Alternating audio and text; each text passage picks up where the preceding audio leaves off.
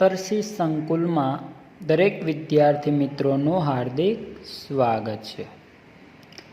તો આજે આપણે ભણીશું ધોરણ 11 જેનો વિષય એટલે કે વાણિજ્ય વ્યવસ્થા અને સંચાલન, જેમાં ચેપ્ટર નંબર 9 આંતરિક વેપાર જેનો ભાગ નંબર આજે આપણે અભ્યાસ કરીશું બીજો, જેમાં બીજા પ્રશ્નમાં આગળનો પ્રશ્ન જે અધૂરો હતો એ મેં તમને કીધું હતું કે જે બીજો અધૂરો છે એ આપણે નવા લેક્ચરમાં જોઈશું। તો આજ લેક્ચરમાં જોઈએ તો જથ્થાબંધ વેપારીની છૂટક વેપારીને સેવાઓ, જથ્થાબંધ વેપારીની છૂટક વેપારીને સેવાઓ અને આગળનો જે પોઈન્ટ હતો એ જથ્થાબંધ વેપારીને ઉત્પાદકની સેવાઓ, બરાબર।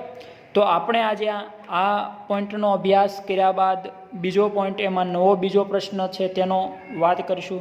જથ્થાબંધની જગ્યાએ આવી જશે છૂટક વેપારી। તો કે છૂટક વેપારીનો અર્થ અને સેવાઓ તેમજ તેના ફાયદાઓ સમજાવો।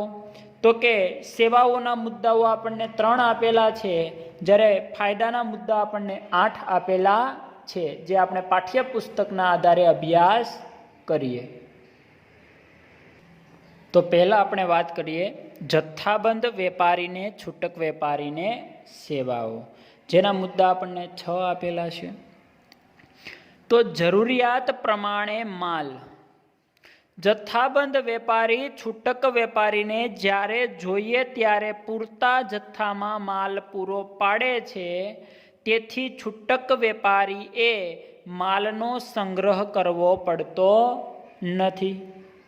એટલે જરૂરિયાત પ્રમાણે માલનો સ્ટોક રાખી શકે છે, વધારે રાખવાની જરૂર પડતી નથી। બીજો, શાખ પર માલ, જથ્થાબંધ વેપારી છૂટક વેપારીને શાખ પર માલનું વેચાણ કરે, તેથી તેઓ ઓછી મૂડીએ વધુ વેપાર પણ કરી શકતા હોય છે કે ભાઈ મારા પૈસા તું મહિના દિવસ, 2 મહિના, 5 મહિના, 5 દિવસ કે 6 મહિના સુધી તું બાકી રાખ, પછી હું તને રૂપિયા પરત કરી દઈશ। આ રીતના શાખ પર પણ માલ ખરીદતા હોય છે, આપણે એમ કહીએ ઉધાર। ત્રીજો, જાહેરાત ખર્ચમાં ઘટાડો, તો કે જથ્થાબંધ વેપારીએ કરેલ જાહેરાત અને વેચાણ વૃદ્ધિના પ્રયત્નોનો લાભ છૂટક વેપારીને મળે છે, માટે છૂટક વેપારીના જાહેરાત ખર્ચમાં શું કરી શકાય? તો કે ધીમે ધીમે ઘટાડો થઈ જાય, કેમ કે જે જથ્થાબંધ વેપારી છે એ જાહેરાત કરે છે, પછી છૂટકને જાહેરાત કરવાની જરૂર પડતી નથી। ચોથો પોઈન્ટ, ફરિયાદોનો નિકાલ, તો કે છૂટક વેપારી ગ્રાહકો પાસેથી મળેલ માલ અંગેની ફરિયાદો કોને આપે? જથ્થાબંધને આપે, અને જથ્થાબંધ વેપારીને મારફતે કોને આપશે? ઉત્પાદકને આપશે। તો કે ઉત્પાદક સુધી પહોંચાડીને જે કાંઈ ફરિયાદો છે તેનો ઝડપી નિકાલ કરવામાં જથ્થાબંધ વેપારી મદદરૂપ થતા હોય છે। પાંચમો મુદ્દો, જોખમોમાંથી મુક્તિ, તો કે જથ્થાબંધ વેપારી માલનો સંગ્રહ કરતો હોવાથી માલમાં ઘટ, બગાડ, માલને નુકસાન, ભાવમાં વધઘટ જેવા જોખમોમાંથી છૂટક વેપારીને મુક્તિ મળી જાય છે, કેમ કે તેને તો માલ આવે એટલે તેને છૂટક વેપારીને ડાયરેક્ટ ગ્રાહકને વેચી દેવાનો હોય છે, એટલે કે એને વધારે તકલીફ પડતી નથી કે નુકસાન જવાનો ભય પણ રહેતો નથી। સાતમું, માર્ગદર્શન, જેમાં જથ્થાબંધ વેપારી પોતાના જ્ઞાન અને અનુભવનો લાભ છૂટક વેપારીને આપે છે, અને ખાસ કરીને માલનો ભાવ, તેનો ઉપયોગ અને વેચાણ અંગે માર્ગદર્શન પણ આપતા હોય છે કે ભાઈ આ વસ્તુ છે, એ વસ્તુ જથ્થાબંધ વેપારી જ્ઞાન અને અનુભવનો લાભ છૂટક વેપારીને આપે, અને માલ કયા ભાવે માર્કેટમાં વેચાણ થાય એમ છે, કયો માણસ તેનો વધારે ઉપયોગ કરતા હોય છે, એનું જ્ઞાન જથ્થાબંધ વેપારીને છૂટક આપશે, અને છૂટક છે એ જથ્થાબંધને આપે, અને જથ્થાબંધ છે એ ઉત્પાદક સુધી માર્ગદર્શન પૂરું પાડતા હોય છે। આ જથ્થાબંધ વેપારીની છૂટક વેપારીઓને શું શું સેવાઓ મળે છે તે આપણે 6 મુદ્દાઓ જોઈએ। તો હવે જોવાનો છે આ પોઈન્ટમાં છૂટક વેપાર, જેનો અર્થ પણ આપણે જોઈએ જે વેપારમાં જથ્થાબંધ વેપારી કે ઉત્પાદક પાસેથી છૂટક અથવા મોટા જથ્થામાં માલ ખરીદી ગ્રાહકને જરૂરિયાત મુજબ માલનું વેચાણ કરે છે તેને છૂટક વેપાર કહેવામાં આવે છે. ફરી વખત, જે વેપારમાં જથ્થાબંધ વેપારી કે ઉત્પાદક પાસેથી છૂટક અથવા મોટા જથ્થામાં માલ ખરીદીને ગ્રાહકને જરૂરિયાત મુજબ માલનું વેચાણ કરે છે તેને છૂટક વેપાર કહેવામાં આવે છે. આમ છૂટક વેપારી ગ્રાહકો સાથે પ્રત્યક્ષ સંપર્કમાં રહેતો હોવાથી તેઓની જરૂરિયાતોને સમજતો નથી. પરિણામે તે ગ્રાહકને ઉત્તમ સેવા આપવા શું કરે છે? પ્રયત્ન કરે છે. અને છૂટક વેપારી માલ વિતરણના માર્ગમાં જથ્થાબંધ વેપારી અને ગ્રાહક વચ્ચે એક કડી સમાન ગણવામાં આવે છે. તો આ હવે છૂટક વેપારીની સેવાઓ, આપણે જે સેવાઓ 3 આપી છે એ સેવાઓ જોઈએ. તો એમાં પહેલો મુદ્દો આપણને આપ્યો બજાર અંગેની માહિતી. છૂટક વેપારી ગ્રાહક સાથે પ્રત્યક્ષ સંપર્કમાં રહેતો હોવાથી ગ્રાહકની વસ્તુની માંગ, અભિરુચિ, પસંદગી વગેરે બાબતોને સમજતો હોય છે કે ગ્રાહકને કેવી વસ્તુ માર્કેટમાં જોઈએ છે. તેથી આ માહિતી જથ્થાબંધ વેપારી મારફતે ઉત્પાદકો સુધી પહોંચાડવામાં આવતી હોય છે. બીજો મુદ્દો જાહેરાતમાં મદદરૂપ. છૂટક વેપારી ઉત્પાદક તથા જથ્થાબંધ વેપારીના બોર્ડ, ચોપાનિયા, નમૂના વગેરે પોતાની દુકાન પર લગાવી તેઓની શું કરતા હોય છે? તો કે જાહેરાત કરતા હોય છે. કેટલા રૂપિયાની કિલો વસ્તુ મળશે અથવા આના પર આ વસ્તુ ફ્રી મળશે, આવી શું કરતા હોય છે? જાહેરાત કરતા હોય છે. ત્રીજો મુદ્દો શાખ પાત્રતામાં વધારો કરવો. છૂટક વેપારી સારી ગુણવત્તા અને વ્યાજબી ભાવે માલ પૂરો પાડતા જથ્થાબંધ વેપારી કે ઉત્પાદનનો માલ ખરીદી ગ્રાહકોને શું કરવામાં આવે છે? તો કે વેચાણ કરવામાં આવે છે.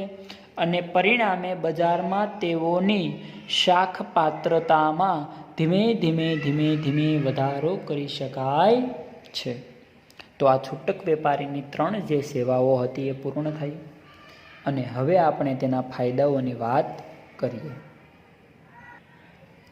તો ફાયદાના મુદ્દા આપણને 8 આપેલા છે. તો એના છૂટક વેપારીના એમાં પહેલો જોઈએ તો પસંદગીની તક આપવામાં આવી.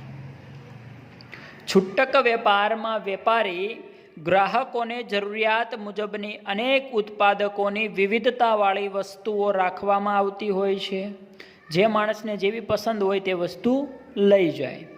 તેથી ગ્રાહકોને વસ્તુની પસંદગીની શું સૌથી પહેલાં આપવામાં આવી છે? તક આપવામાં આવી. સાબુ, તો કે ઘણી પ્રકારના 10 રૂપિયાના સાબુ આવે છે, પણ તેને કઈ વસ્તુની વધારે ડિમાન્ડ છે, માંગ છે, તક એને આપવામાં આવતી હોય છે ગ્રાહકોને કે ભાઈ તને કઈ વસ્તુ પસંદ છે એ જ તું લઈ જા. બીજું, ઘર બેઠા માલ પૂરો પાડે છે.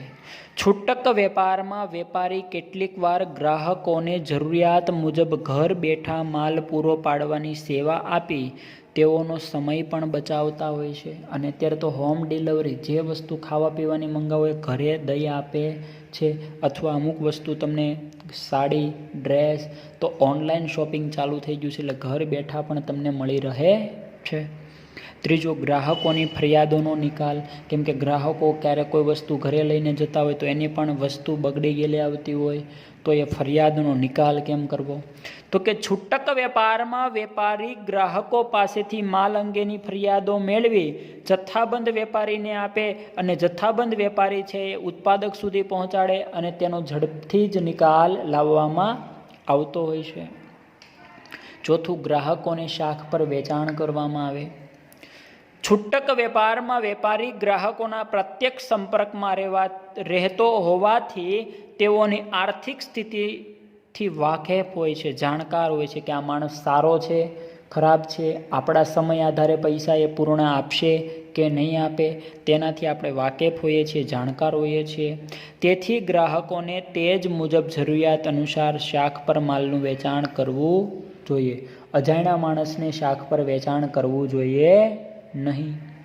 5મો મુદ્દો, વેચાણ પછીની સેવાઓ.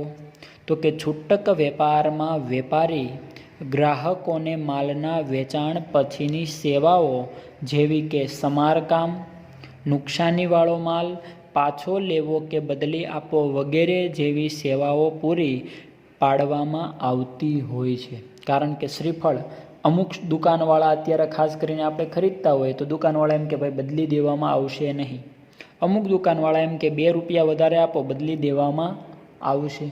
તો આવી બધી જ રીતે અમુક વસ્તુ વેચાણ પછીની સેવાઓ તો ખાસ કરીને હોય જ છે બદલી દેવામાં, પણ અમુક લોકો બદલી આપતા નથી.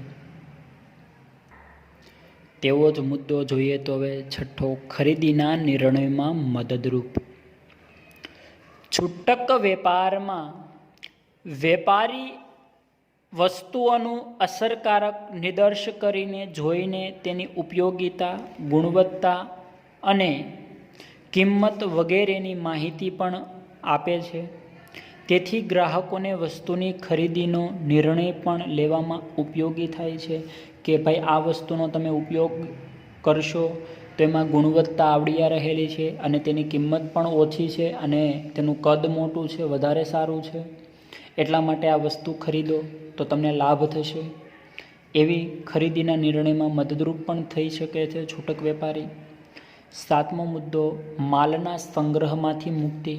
તો કે છૂટક વેપારમાં વેપારી ગ્રાહકોને જ્યારે જોઈએ ત્યારે જરૂરિયાત મુજબનો માલ પૂરો પાડે છે અને પરિણામે ગ્રાહકોને માલના સંગ્રહમાંથી શું આપવામાં આવે છે તો કે મુક્તિ પણ આપવામાં આવતી હોય છે. એટલે કે મુક્તિ મળી જાય છે અને સંગ્રહ કરવાની જરૂર પડતી નથી.